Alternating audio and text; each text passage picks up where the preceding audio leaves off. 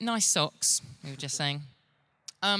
So, the future of media. I'm going to try desperately hard not to be too depressed during this session, but reassure me that things are good. Tell me what's going on that's great. It's great. I think that there's in the last couple of months been a little meme going around that digital news and digital media is running up against terrible headwinds, and that Digital advertising. digital advertising, kind of pricing coming down and the like. And I'm here to tell you that digital media is looking great from our perspective.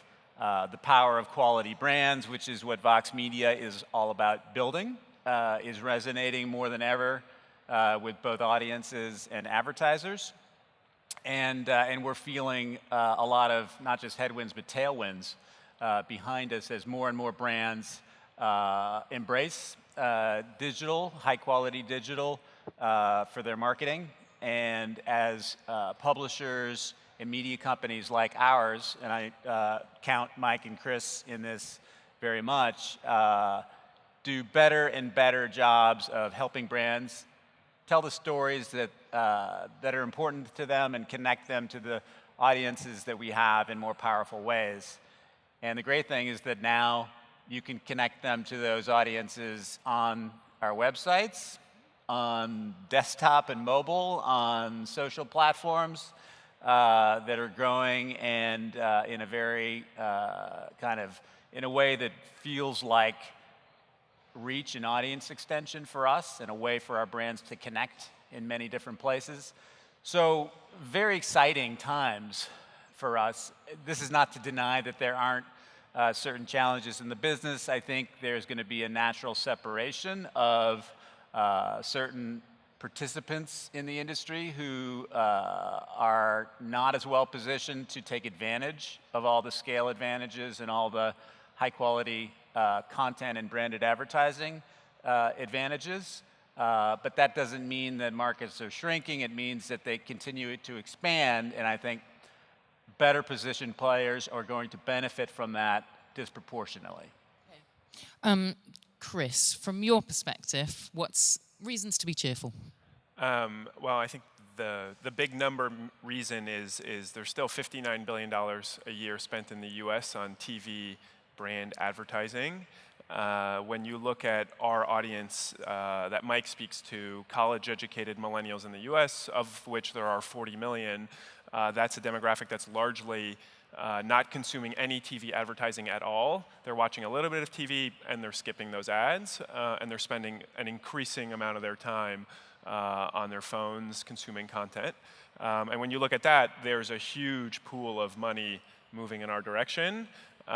There's obviously a lot of people competing for that revenue as it comes in, but over, if you take a macro step out, it's never been a better time to be a digital publisher focused on reaching new audiences and generating new revenue streams. So a lot to be excited about.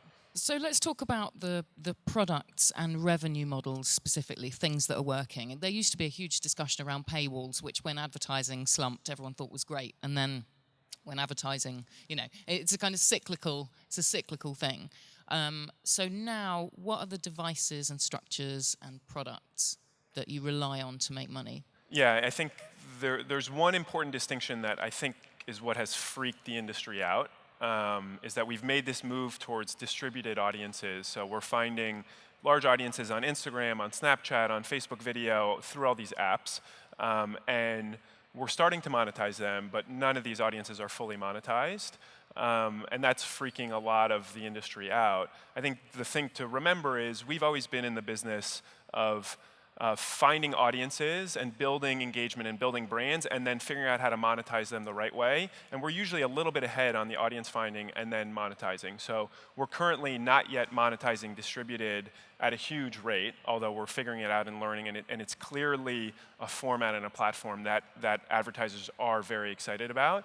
But we're currently monetizing audiences that we found 18 months ago or 2 years ago, and I think doing that really, really effectively. And so if you look at the state of the digital media advertising market, you're seeing a large investment in branded content. because people have realized that advertising needs to be opt-in, and that people can skip ads they don't want to consume. And so branded content continues to grow at a huge clip across video and text. And then you're seeing premium mobile formats actually monetize at really high rates now. And so, 3 years ago, CPMs, if you're getting a $5 CPM, people were excited. Today, you're seeing large multiples of that, which actually create healthy businesses. And to add to that, I think one of the great things in advertising now is that the expectations that brands have for what they're going to get and the quality of the advertising experience has never been higher in digital. And the rap on digital, all along has been that shitty ads get shitty prices and they're in front of random audiences. And so what we're looking at now and benefiting from is that you can deliver high quality audiences and a great consumer brand experience and deliver the same kind of quality in terms of the ad products and the ad storytelling that you're able to deliver consumers in the editorial and the creative context.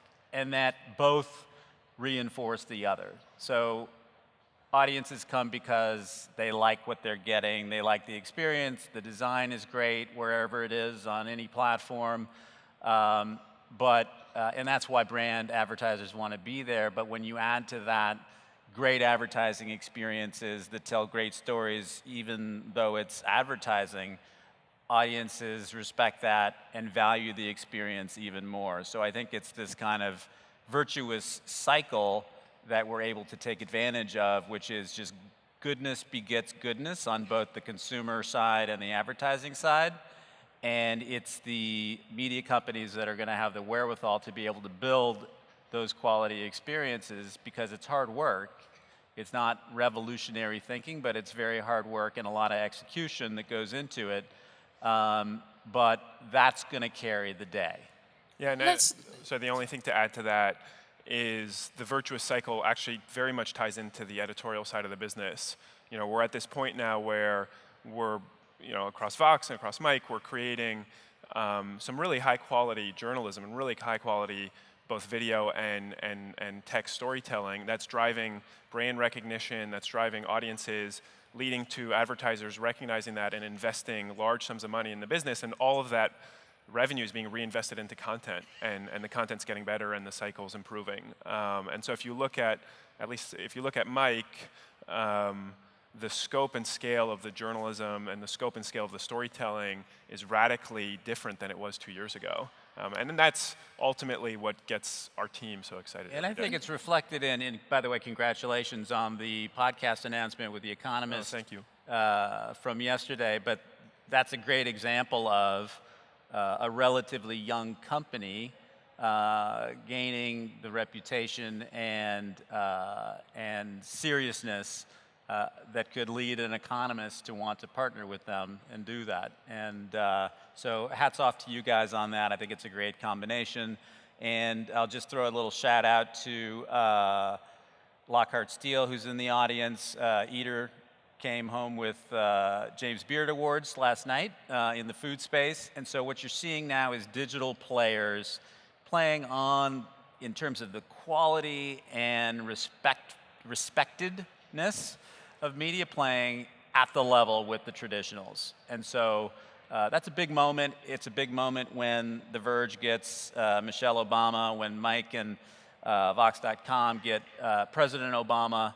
And so what is so exciting about this moment in time is that digital players now have equal levels of respect and seriousness as any of the traditional players, and I think we're able to take advantage of that in even bigger ways because of the nativeness of the distribution outlets for us and the nativeness of the advertising that we're able to bring. I would agree with that. I'm not sure if The Guardian counts as a legacy publisher, because we have a newspaper in England, but we're digital only in the US and have 145 million uniques. So we're the third biggest English language news site in the world. And that's because you guys do great work. Online, but enough about us. The off-platform challenge is particularly thorny for publishers, I think, because we are used to having a domain that is ours, and I don't mean a URL. I mean, we are used to producing a product, and increasingly those products are individual stories, as you say, that we put out into the world. But that's a big risk in terms of brand and context and storytelling and commercially as well, because you don't have control over the advertising. Where do you even start developing a strategy for publishing off-platform? Because it feels like a risk, but it's also essential, isn't it? Yeah, so I'll give a quick, our philosophy on it is that these new platforms, whether it's Facebook, Instagram, Snapchat, Apple, these are our distribution channels, and our success is because these exist, and we wouldn't really have the success without them. So they've always been, whether it's Google or Facebook, have always been core to the success in our growth, and we're going to outcompete the legacy news organizations in these spaces, and so we don't see these new platforms as threats. We see them very much as opportunities, and it's been a reflection in our business even before the latest Instant Articles announcement or before the Facebook video announcement. We've found the majority of our traffic coming to article pages and individual pieces of content directly for a long time now. So we've had this mindset and embraced it fully, and that's what's allowed us to grow so quickly. And ultimately, the advertising, I think, will be very exciting across these forums. You're seeing initial signs on the various platforms that it is, but I have full confidence that advertisers want to be with the best content on the best platforms, and working with the people that do this as well as anybody else. And these are our brands that create content and market it across these platforms better than everybody else. Isn't there an inherent tension in the fact, though, that Apple, Google, and Facebook are three of the most influential, powerful, and wealthy companies in the world, and they're now starting to control news distribution when these companies need to be kind of covered but scrutinized as well? I mean, there's no fourth estate there, is there? Sure, I'm all for scrutiny and fair play, and I think that's going to be an important part of the interrelationship between publishing and content brands and the distribution platforms that are getting so big and powerful. But so I'm going to assume that the authorities that are responsible are going to work with everybody to make sure that everything is done fairly. But I think one very important piece of what we're seeing is the importance that these platforms are placing on brands. And if you look at Discover on Snapchat, it's brands front and center, and that's very important for them because quality content experiences make for a quality experience on their platform. And so I think that for publishers like us that are focused on quality, focused on building brands in multiple places, it's going to redound to our benefit. I don't see any one of those platforms being a business model for us in and of itself. I see it all working together, and I see, it's a big mistake if you kind of relying on one for everything. But as a part of the portfolio of revenue streams that we are building and multiplying, I think each one will contribute in different ways. We as publishers and media companies need to be careful that we don't get over-reliant on any one of those. And so at Vox Media, we are, we have a business in conferences, we have a business in brand advertising. We're looking at the television space as a very attractive place to extend our brands, and that's going to be a whole new set of business rules and revenue streams to go along with it. So I think what digital is so great at doing is enabling us to do all the things that media companies did, but in prior times were constrained because of very rigid distribution models. So a newspaper company really couldn't, be a TV company as well. They could acquire TV stations, but in terms of the core business, we're now able to do all the things that very distinct media companies did before in silos. That segues very nicely into video, and you can't talk about the future of media without talking about video, which is huge. And as a writer, I'm kind of, is there still going to be an appetite for the written word? But Absolutely. talk about the growth of video. It's exploding, and I think many of us are very familiar with why. It's technology, faster speeds, mobile, and finally platforms where video is part of the mass consumption diet. I think one of the things that was so hard about video, and believe me, we've tripped and stumbled and run up against this wall multiple years, is that people didn't really go to websites to watch a lot of video. And we would create it and we would love it, and it was just always a struggle to get enough streams to justify the expense of producing the video. What is so exciting now is that we finally have this convergence of technology, audience behavior, and platform that are enabling mass consumption of the video that we produce. And so we've got, at Vox Media, we do it, our way, which is each vertical has autonomous and strong teams of video creators that are translating those brands in the right ways on the right platforms. And the growth is tremendous, and we're seeing a ton of creativity coming out in just how do you become a native digital video company as much as you're a native digital text company. And then we're approaching longer form in a different way, because different types of video require different kinds of creative thinking and processes. And so we've set up a division called Vox Entertainment, which is really focused on how do we translate our brands into the television medium or the big screen medium, longer form storytelling, and getting very focused about that creative process. So what's exciting is we can do these different things and represent our brands in different ways on all the different platforms, and for us, that's the big opportunity. Yeah, I agree with everything Marty said. I'd add to that consumers are actually loving these new video formats. Consumers that spend, especially on the younger side, in our demo, a huge amount of time on their phones. People do read long form on their phones, but they also watch video on their phones now that it's fast enough, and they really enjoy it. And I think you'll continue to see tremendous growth in the short form video creation on mobile phones. That's really a transformative experience with speed happening to change how we consume information. And then the second piece, at Mike, we acquired a company called Hyper, which is a platform for longer form premium video viewing. And we launched it recently on Apple TV, and it's trending and it's doing incredibly well. And there's a whole new ecosystem of streaming video that has, that's obviously been very successful over the last few years. That's also an opportunity for brands like ours to move into, where we can move into TV. We can also move into direct-to-consumer experiences on Apple TV and Roku's that create opportunities to have consumer relationships that are really deep and meaningful and exciting for news brands that want to have an impact.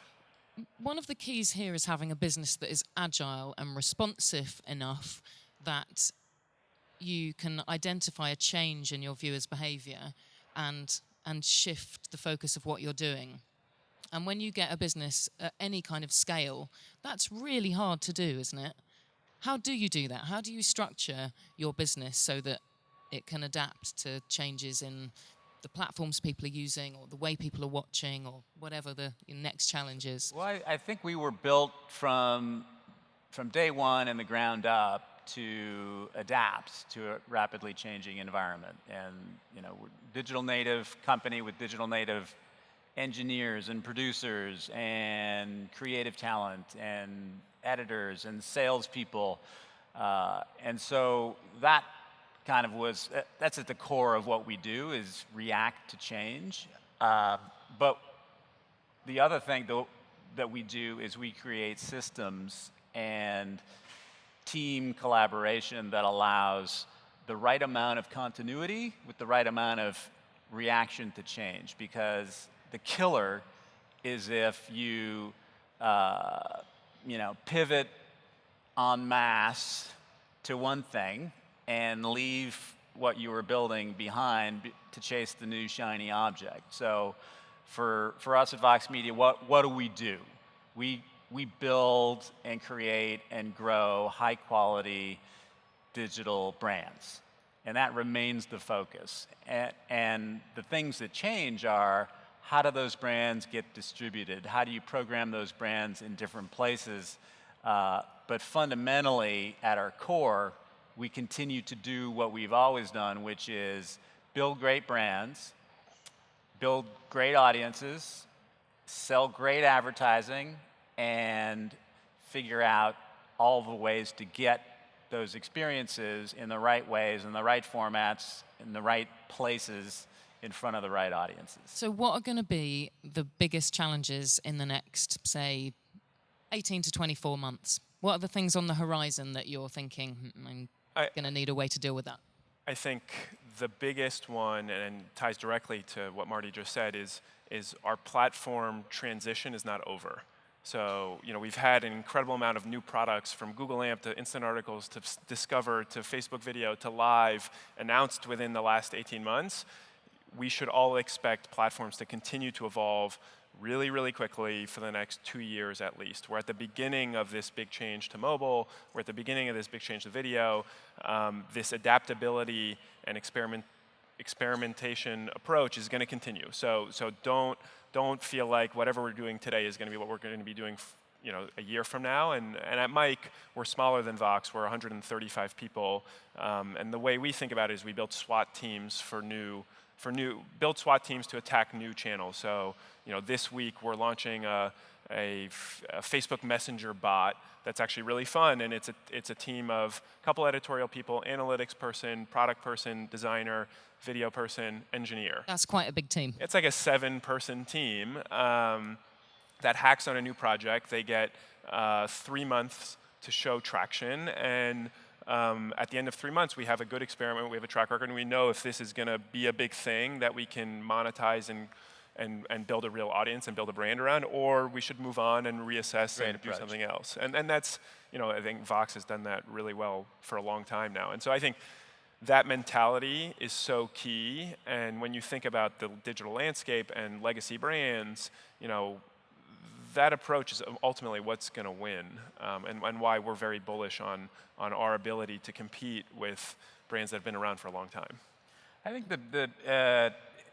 building on that point, I think the biggest challenge, or one of them, that we're going to have that is directly related to this is data and analytics. And somehow, what makes it hard when you're dealing with multiple platforms is not being able to measure consistently across them, so that you can understand what you're dealing with, and your advertisers can understand what they're dealing with. So I think the work that we will collectively have to do in concert with the big platform players is come up with usable metrics and usable audience measurements and usage measurements that can enable an ecosystem that really works. Because if you're dealing with 10 different ecosystems of analytics on 10 different platforms, it's not going to be good for anybody.